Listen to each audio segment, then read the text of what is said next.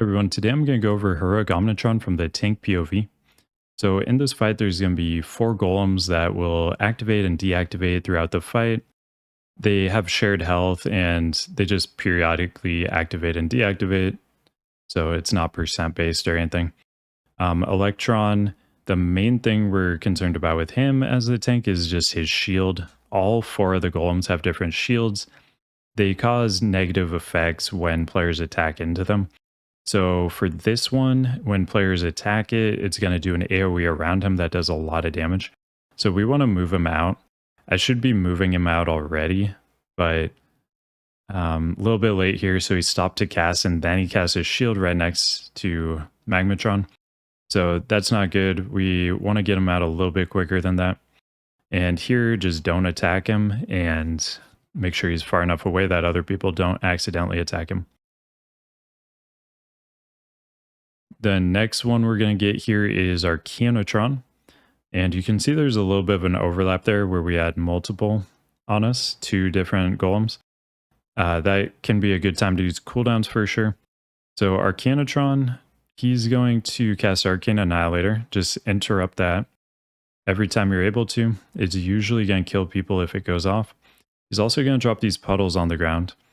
These increase damage done for any boss or player inside of it, and Neff will periodically expand them and then blow them up.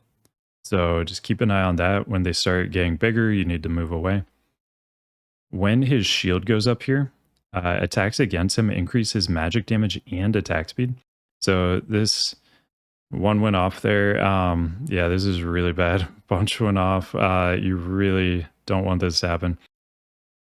And your mages are generally going to want you to do some controlled attacks on them so that they can spell steal that buff. Just make sure you coordinate that with them beforehand so he doesn't get like too many buffs. Toxitron puts this poison on the ground that increases damage taken by 50%. So we want to tank bosses in it, but we don't want to be in it ourselves. So we want the boss to take increased damage, but not us. And for the puddles from our Omnotron, we just basically do Iron Council positioning for that, where we are close enough to it that melee can hit the boss, but the boss isn't in it themselves and getting that damage buff. So our other tank died here. So I'm tanking 2 right now. Pop some CDs to get through that. He's going to pick up the next one that becomes active here. So he's going to pick up our Omnotron there. So now we've kind of switched. So Magmatron, he's going to do an AoE to the whole room. That's a good time to use some magic damage reduction cooldowns. He also has a very, very important barrier to not attack. So his shield, it does huge damage to the whole raid if it breaks, which will probably wipe you. So very important to completely stop damage on him. Even stop dots a little bit early to get through that. And his other mechanic is that he picks a random raid member, shoots a frontal at them, and that person will be rooted, so everybody has to move away from them. So here we got Toxitron. He's going to drop ads on the ground that will fixate random players and blow up if it gets to them. And he can fixate you. As you can see there, I was fixated by one, so I had to move away. You really want to have those drop away from the poison. So when he drops poison, move him away. So he'll drop the ads away from the poison, because Neff will periodically grip the raid into the poison.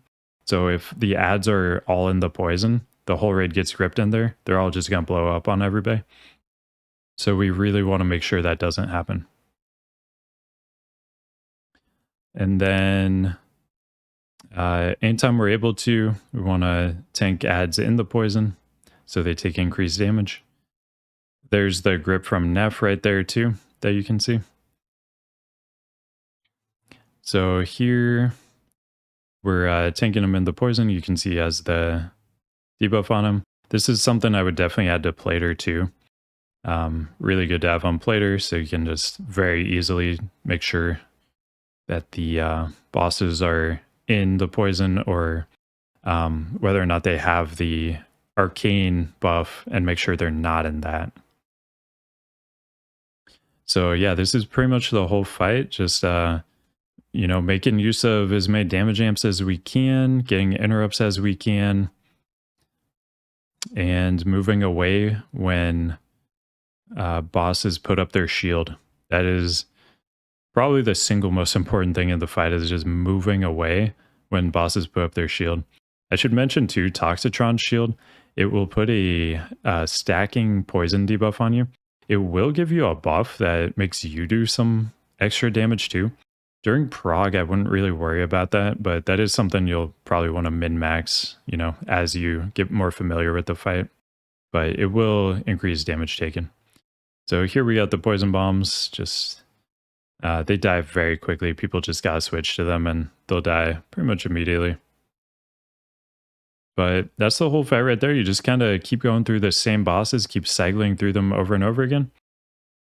Just learn, basically each boss has like 2 mechanics and a shield.